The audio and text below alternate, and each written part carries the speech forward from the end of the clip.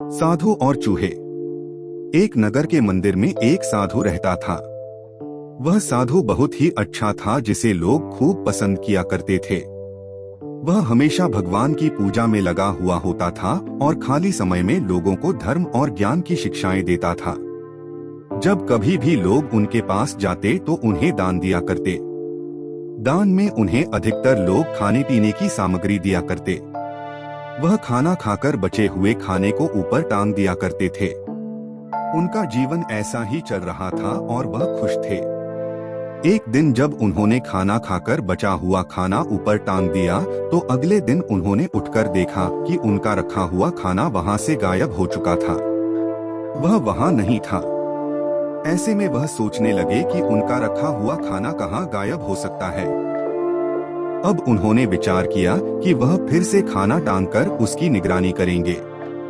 दिन भर उन्होंने खाने की निगरानी की, लेकिन रात होते ही उन्होंने देखा कि रात के अंधेरे में एक चूहा आकर उनके खाने को चुरा कर ले गया। ऐसे में अगले दिन उन्होंने खाने को और ऊपर टांग दिया, जिससे कि चूहा उस तक न पहुंच सके। ऐसा करके वह फिर से सो गए।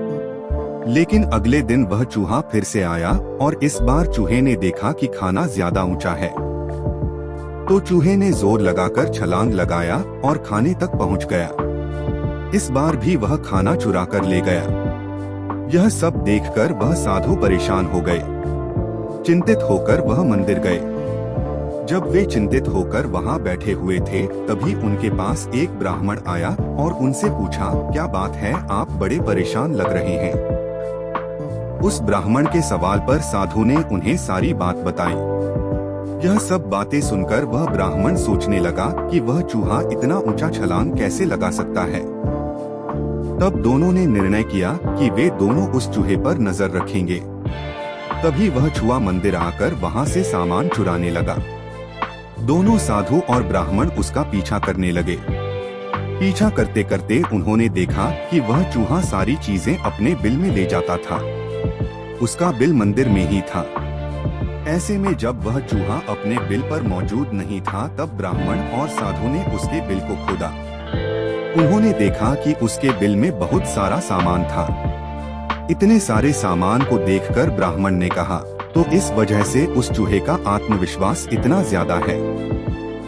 उन्होंने उस सामान को वहां से निकालकर लोगों में बांट दिया। जब वह चूहा वहां वापस आया, तब उसने देखा कि उसका सारा सामान गायब हो चुका था। अब उसे फिर से सब कुछ इकट्ठा करना होगा। अब साधु ने फिर से अपना खाना टांगना शुरू किया। लेकिन चूहा इस बार ऊंची छलांग नहीं लगा पा रहा था, क्योंकि इस बार उसका आत्मविश्वास कमजोर पड़ गया था। वह खाने को नहीं चुरा पाया। इस कहानी से हमें यह सीख मिलती है कि पर्याप्त संसाधन होने से हमारा आत्मविश्वास बढ़ जाता है, लेकिन इसी संसाधन की कमी से आत्मविश्वास में कमी आ जाती है।